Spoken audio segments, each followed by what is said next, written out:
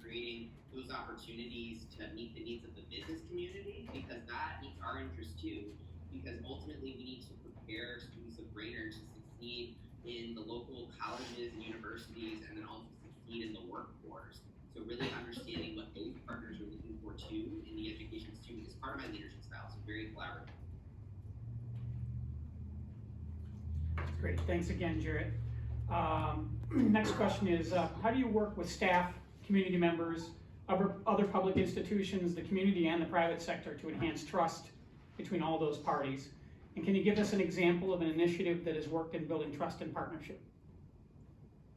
Sure, I have some experience in a number of ways. So one, in Houston, I feel like there's always great need. 8 in 10 of our students are economically disadvantaged, but we only have so many dollars. And it seems that every year the resources that we get from the state dwindle, or the strings are attached, or a mandate will come, especially in light of COVID these days. There are a lot of mandates that are out there that are unfunded. And we're always in a position where we need to make our dollar go farther. So I've been lucky to build relationships with both the business and philanthropic community and nonprofit communities to fuel our efforts in a number of ways.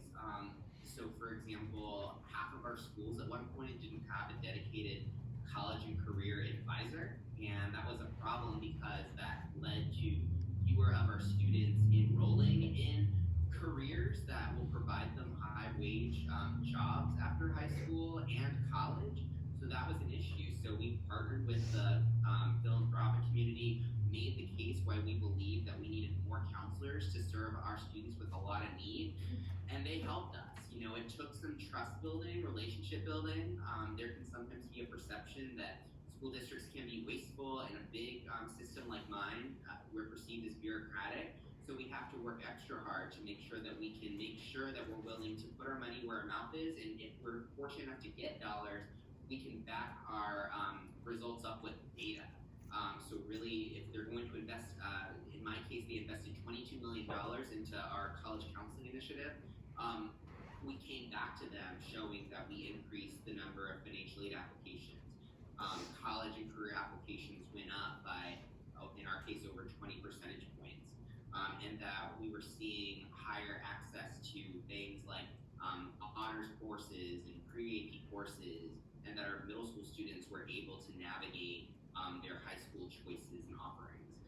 So there's that piece. Another piece that is still true today is there's a growing desire for mental health supports and resources that serve the whole child. And very similarly, we had to not only make the case to our board and community that we needed to invest dollars into those areas, but we needed to also partner with the city too to help us, especially in areas like mental health, where sometimes we need to access staff with extra credentials or experiences in clinical settings to really give our students either the mental health supports that they need, the counseling, the psychological counseling that they need, or other social emotional supports that they need. So that meant partnering directly with the city and thinking about ways that we can collaborate on recruiting those types of staff members, and then working with the nonprofit community. So that way, if we didn't quite have enough in-house social emotional staff or mental health counselors or social workers, that we were creating strategic partnerships to help meet those needs so that there's not a gap in our service. That's great, thank you. Thanks, Jarrett. Next question for you. We're wondering if you'd describe for us your financial expertise and background, and maybe give some examples of your successes in this area. Sure.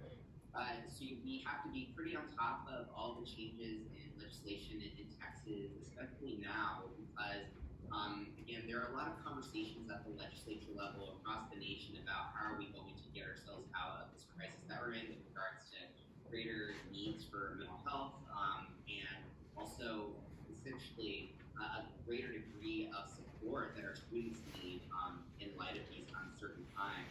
So in terms of my own background, so I've taken graduate coursework on school finance. In Houston ISD at the senior level, we have to really understand our revenue in, so that way we can make sure that we're creating a budget that is sustainable. There are a lot of districts right now that are on the verge of a financial cliff because ones that we're getting as a result of ESSER are kind of masking things that are the result of not being able to right-size your district, either at the campus level or the district office level. So I have an understanding in Texas, but also multiple states, about the balance between, what is it going to take to increase our finances? And there are a lot of mechanisms as a district that we have considered in Houston, and then other states that we could consider, for example, like a tax levy to address operational challenges post-COVID, or things that we think about, especially in terms of timing, what that would look like, even what year would be most strategic to do that. Thinking about the role of, demographics and property, so we get revenue from a variety of sources, both commercial properties and also local property taxes from houses, in addition to state revenues that we get on the basis of the types of students that we serve. And that balance of where your money is coming from, both local sources, state sources, federal sources, and one-time sources like ESSER, are really what's helping us create our strategic plan. So when we had a new superintendent come in about a year ago, those are exactly the things that we've been talking about as a senior team, is how do we kind of start from the basics of what are our needs and how do we build our budget around what our needs are. Thank you. Jarrett, what are the key components of a successful curriculum and instruction program in a district? And how do you get all grade levels and schools involved so the curriculum is aligned? Sure. So one, curriculum needs to be cohesive and aligned, and there also needs to be a level of rigor that pushes students. And it also needs to be accompanied by teachers that are supported in the implementation and development of that curriculum. So at the district level, there are a lot of things that we can do to ensure that our curriculum is aligned to states. I would say that's actually the easy part. I think the harder part is making sure that teachers feel supported by either the district office or their teams at the campus in terms of implementing. Because implementing the curriculum is a big lift when you're accommodating for the fact that perhaps I'm a teacher that's serving English language or special education students, or students that are gifted in reading above grade level, students that are reading below grade level. We ask a lot of our teachers to be able to differentiate for all the different types of groups. And some of our teachers are teaching across multiple grade levels, or serving on teams where there's a need for vertical alignment. Because another thing that you want to prevent is creating gaps that'll exist if you maybe have a strong middle school curriculum, but maybe a curriculum at the high school level that needs to be thought through or revamped. So making sure that there's alignment across curriculum adoptions for content areas, math will be a focus one year, ELA will be a focus another year. And then also in this day and age, I would say that making sure that the curriculum is transparent, and that goes back to that point of building trust in our schools. These days, I think our parents expect to know a lot about the curriculum, and I don't think there's anything wrong with that.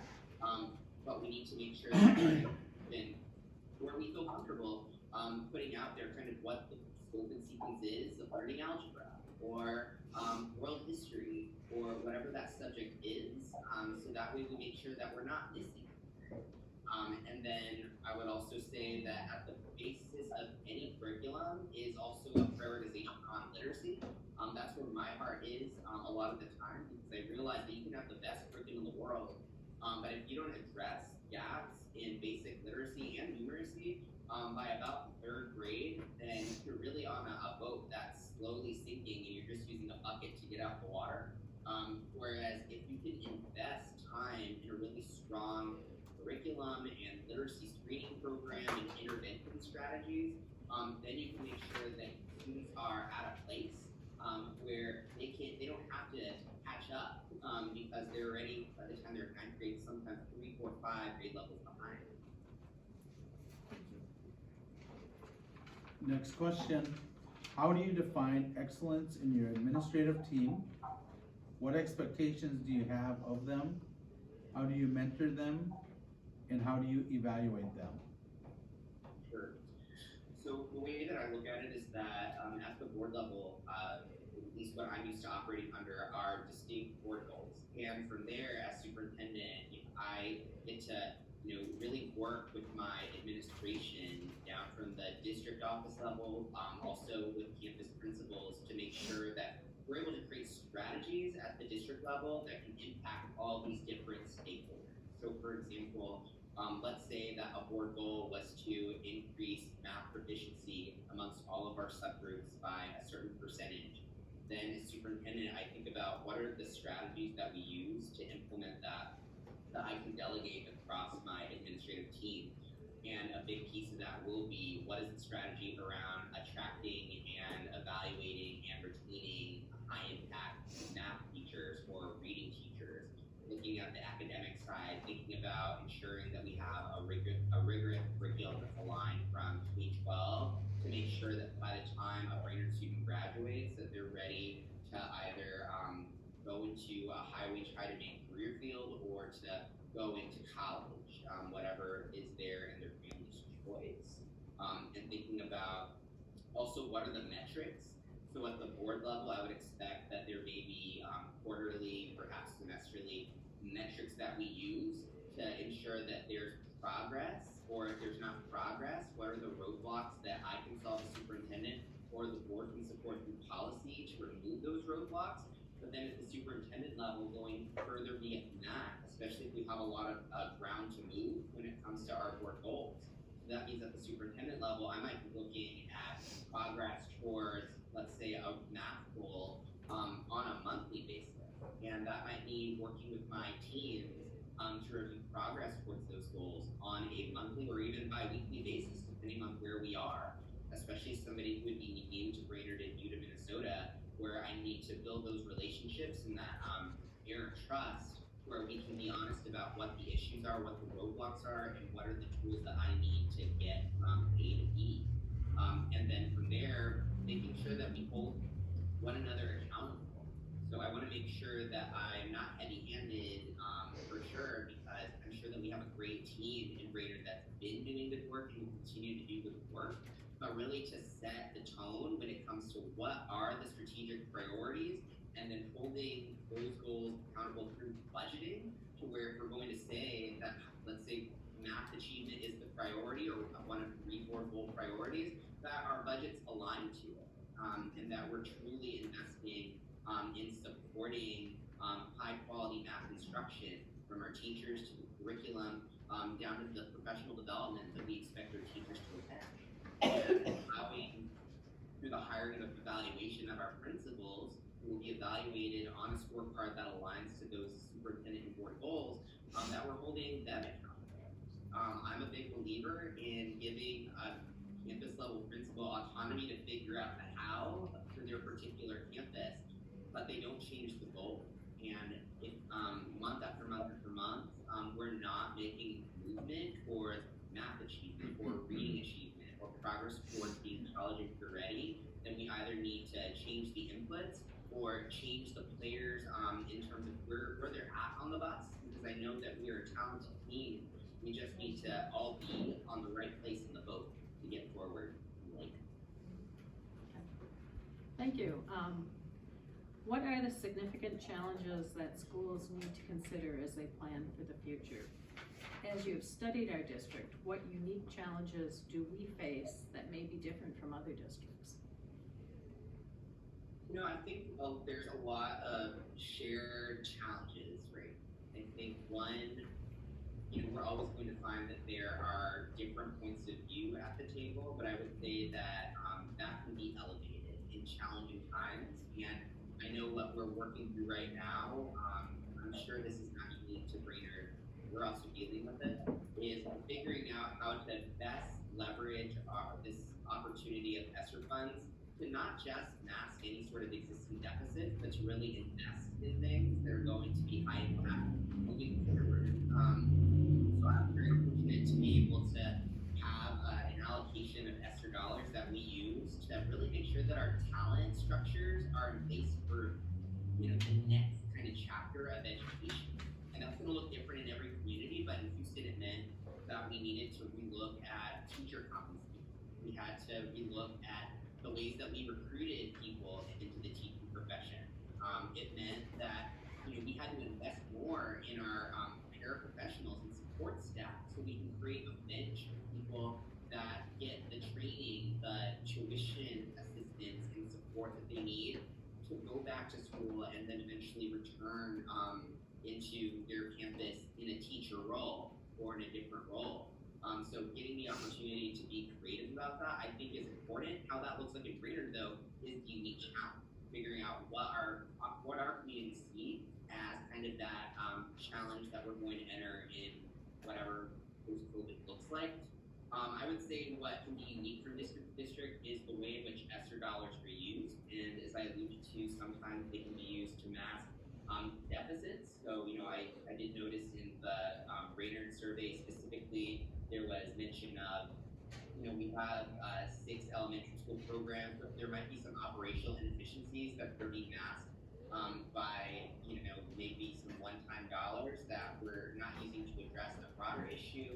How do we make sure that we're operating at more efficient?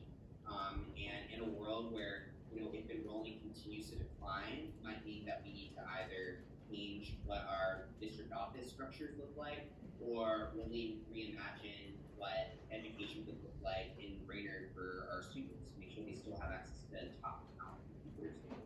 And then thinking forward, because every district is in a different place when it comes to levies and bonds, and what seems unique to Brainerd that could be a challenge is there seems to be an awareness of the fact that a cliff is upon us, tough financial decisions could be upon us, and it appears that some members of the community think that an opportunity to address it could be, some sort of levy ask that goes out there to the voters in the future. I think that's something that the superintendent should explore and talk more with this board about. I know we may be on different sides of that issue, whether or not the voters would even vote for something like that, but I think it's something that we should think about, because when you look at how a district operates, it's revenue in versus your expenditure. And if your enrollment's not going to go up and your operating revenue in from local property sources also doesn't go up, then you're going to be at a place where you're operating at the same level and you're getting less revenue, so you're in a deficit. And that's where, as the superintendent, it wouldn't be responsible for me to lead us into a place where our fund reserves are becoming lower and we're not on track to be financially sustainable. So I think that's going to be a challenge, specifically for Brainerd, because we have an option, and then another option is to figure out how do we get students back into our schools. We need to look at the demography of Brainerd to see kind of what is the long-term trajectory, so that way we can make a very informed decision that we need to this community. Thank you, Jared. The next question, can you describe a project or experience that would demonstrate your commitment to diversity and equity? Sure. One priority that was important to our board in Houston was to ensure that we had more educators of color in our schools. There is research to suggest that if your district serves high populations of diverse learners, so maybe students from different backgrounds, or what have you, socioeconomic diversity, then it's important for students to be exposed to all sorts of different educators. But our educator workforce did not reflect the demographics of our students. So we had to be creative in the executive officer of talent.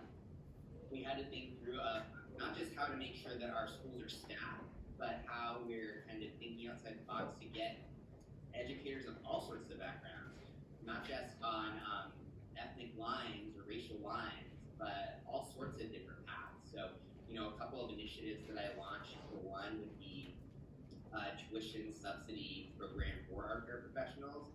We got to meet with focus groups of those types of support staff, and they said, many of them, that they are interested in becoming teachers. They're in classrooms every day.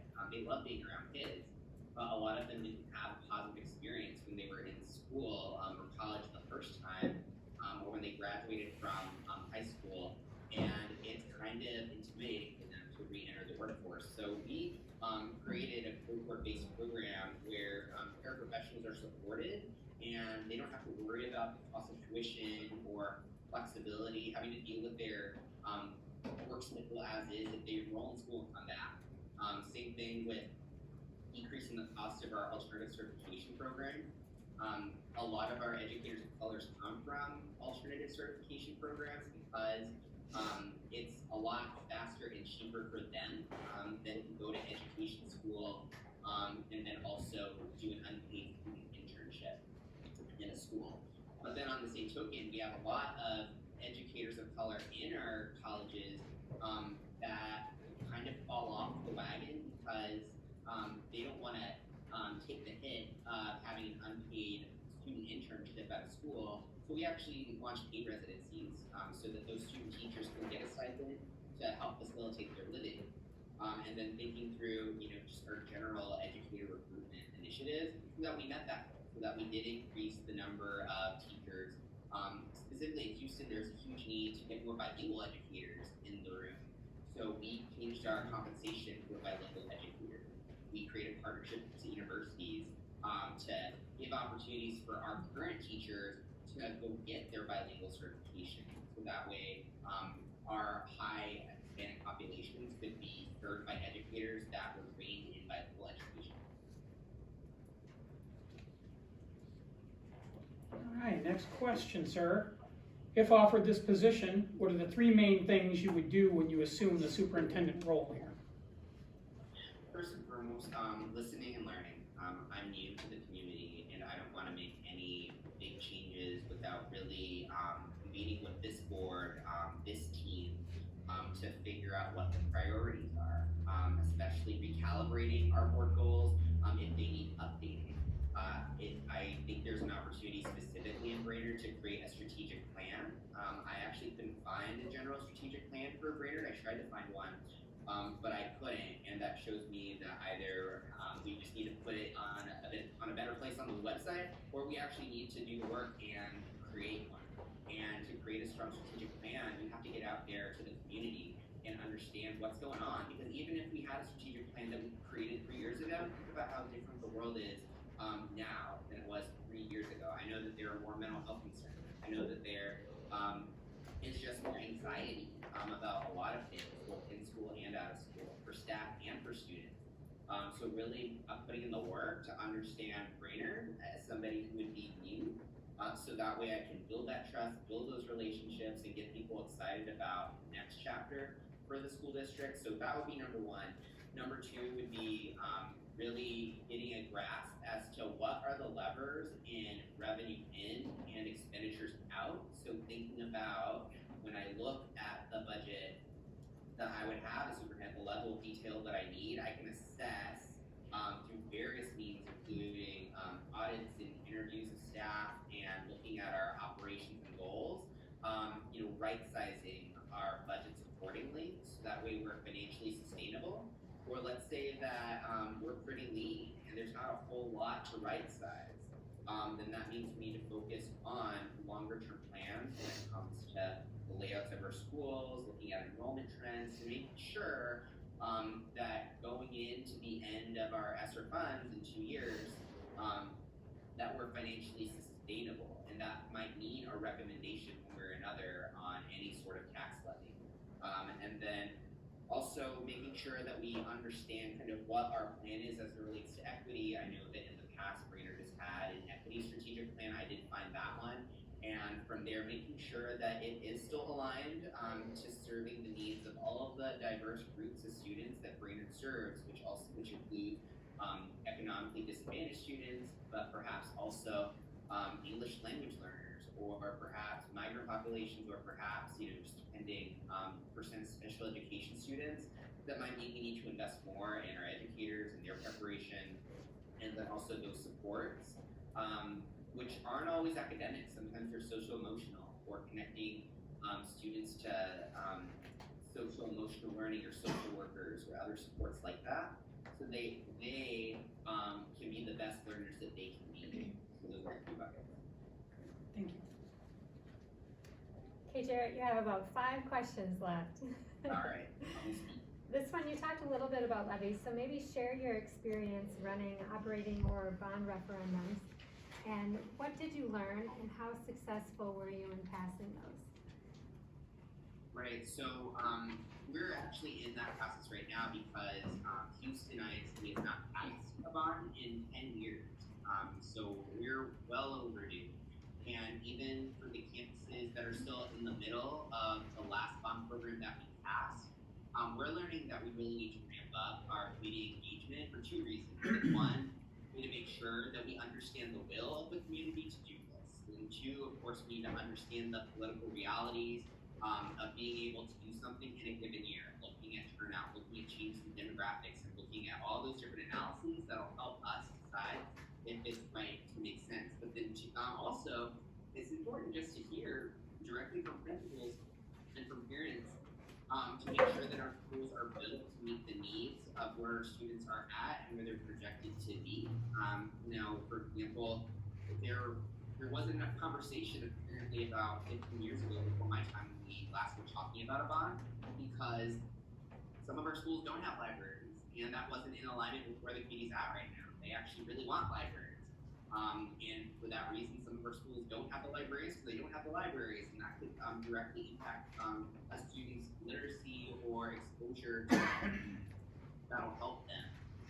So right now we're in that process of figuring out, okay, so when is this going to take place? What will this look like? And what's even the right ask from the community when it comes to their increased investment into our schools, and comparing that to any sort of outstanding debt that we have from the previous bond and what that looks like. It's going to look a little different in terms of the mechanics of a bond in Texas versus Minnesota and what the impact would be on the specific taxpayer. But those, I'm familiar with what questions we should be asking and the very vital role that the community plays in that. Thank you. All right, Jared, what do standardized test scores tell us and not tell us about a school district? And how would you address the achievement gap among groups in our district? Well, I think standardized tests provide a nationally normed or state norm, depending on the test, point of reference. But I think we need to tread with caution. And I learned this very well when we were considering incorporating standardized tests into a teacher's evaluation or into a teacher's compensation. Because just because a student is not doing well on the test, or just because a teacher is not doing well with their cohort, or school is not doing well in a certain area based on standardized tests, it's not going to tell you quite the right picture, the full picture. There is a possibility low test scores could mean, okay, we need to invest in curriculum or making sure our schools are staffed. But I would caution, especially in a school that serves high populations of, let's say, English language learners or economically disadvantaged students, that sometimes students are dealing with language barriers, or they're dealing with food insecurity or social emotional health or whatever that may be, and that's the reason why they're not performing at the levels they need. So I think that a standardized test can kind of point us in the right direction, like does something need to change? I do think that if all the students in a school are doing really well on some sort of standardized test, chances are that they need to do well on other standardized tests that are assessing a particular thing. And I do think from the curriculum standpoint, you can look at student performance on, let's say, a particular question or area of the task to figure out maybe there are gaps in either curriculum or content knowledge of our teachers. But there are a lot of different types of assessments that can be used to assess certain things. And not all assessments are what most people think of. I also believe in screeners, which are not assessments. So, for example, you can implement elementary school literacy screeners that'll give you a snapshot of whether a student is, close or approaching to reading on grade level at that given time. And those are just assessments that you give regularly for like 10 minutes of time, so there are all sorts of ways that you can diagnose and figure out where do assessments play in the greater strategy. I don't think they go away, because what we also have to realize is that if we don't emphasize the importance of assessments, by the time our students need to enter careers or college, there are all sorts of assessments that students need to take. Even to go to vocational school, oftentimes you need to have a basic level of preparedness on reading and math if you want to get some sort of credential. Or you need to have some sort of proficiency on a variety of vocational assessments. It's not as easy as some people people make it out to be, because a highly tried-and-true career, even though it doesn't need a college degree, it can still be rigorous in terms of the bar to entry. So it's a nuanced role. You have to understand all the pros and cons considerations of it, but at the end of the day, it does give you a litmus test for where a student sits relative to students of a particular subgroup, and then if it's a state test at the state level. Next question. How do you communicate with staff, students, and the public in your current position? What different strategies do you use?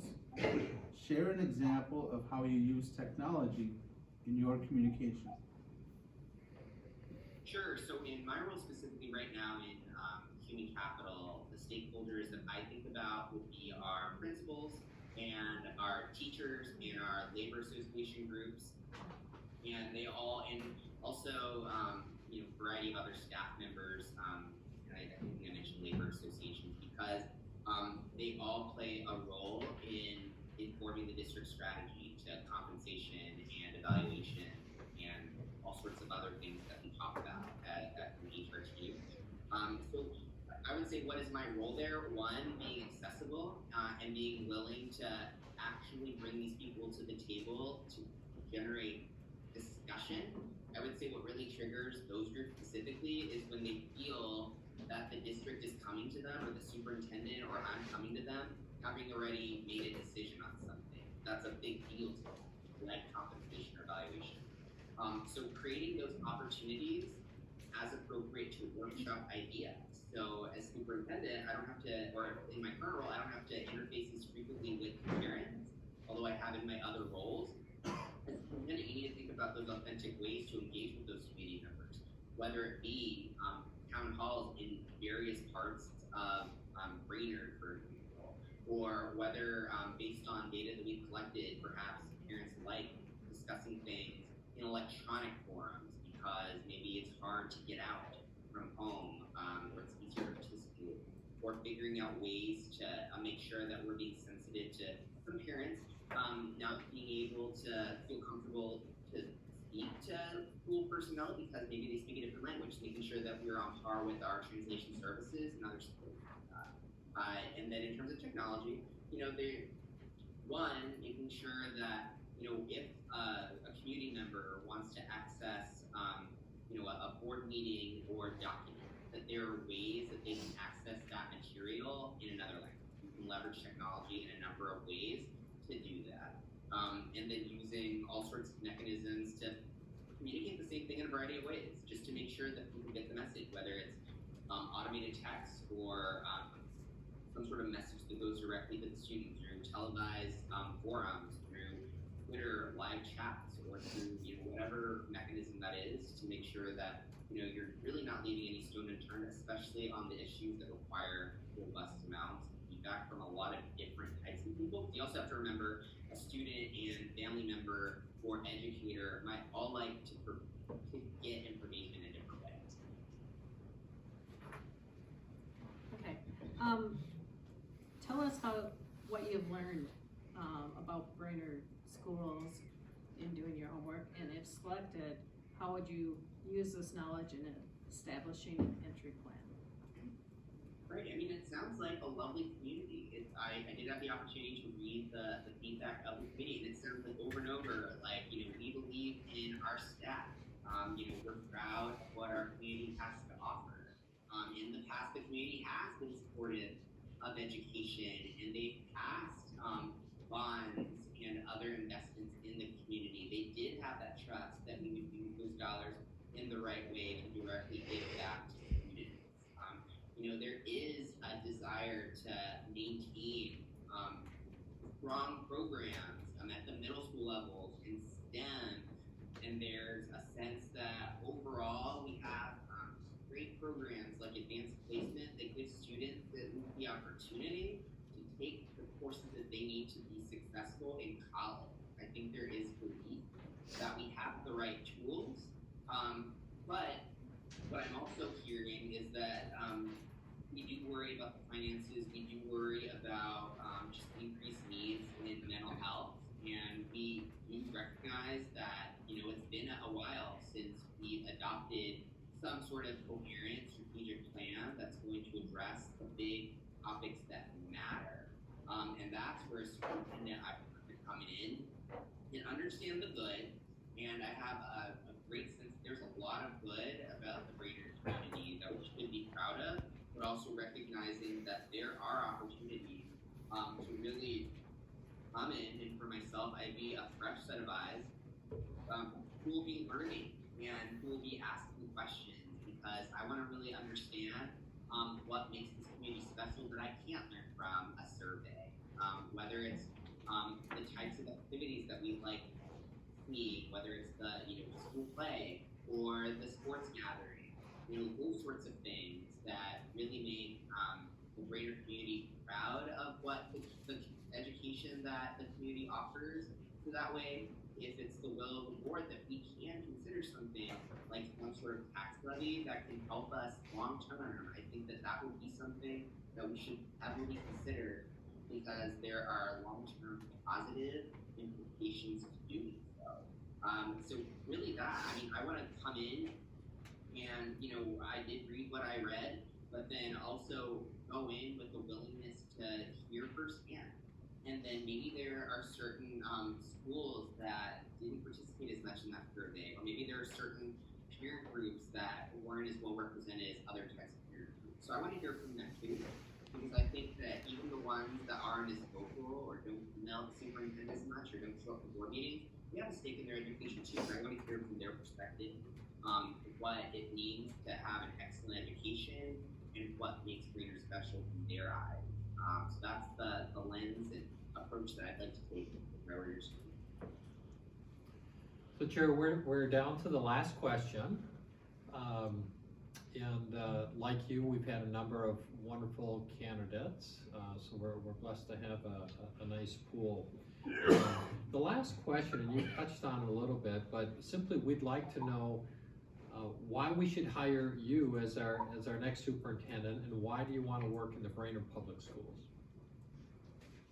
Well, I want to be your superintendent if you feel that I'm the person that can bring to the table what's going to really define a very bright chapter for me. I will say what I think I bring to the table, and you as a board can decide if this being people who represent your community is what you're looking for.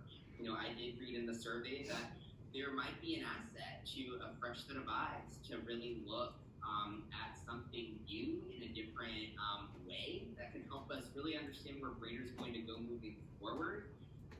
While I have not been a superintendent before, for example, I do have a lot of experience really asking the right questions and building consensus across lines of different perspectives, and move towards a vision, whether that vision was investing in compensation at the expense of maybe a different program or initiative that we once really valued, but now we really value world-class talent. I think what I also bring to the table is being able to actualize gains in student achievement from thousands of more low-income students, for example, passing their advanced placement exam, or really increasing access and opportunity, such as adding 20 more international baccalaureate schools, so that way, no matter where you live in a big city, you have access to an IB school in kindergarten through 12th grade, or thinking through what does it mean to be a global college and career-ready graduate, making sure that before students leave our doors, that they've had the option to either get great college counseling that'll lead to a great college, or they have access to CTE, career technical education programs during school that are going to bring them closer to a credential that they can take with them and won't cost them anything, and go directly into, let's say, an employer in the local area, or perhaps in the greater Minnesota area, and then hopefully come back to the greater community to contribute to our growth as a city.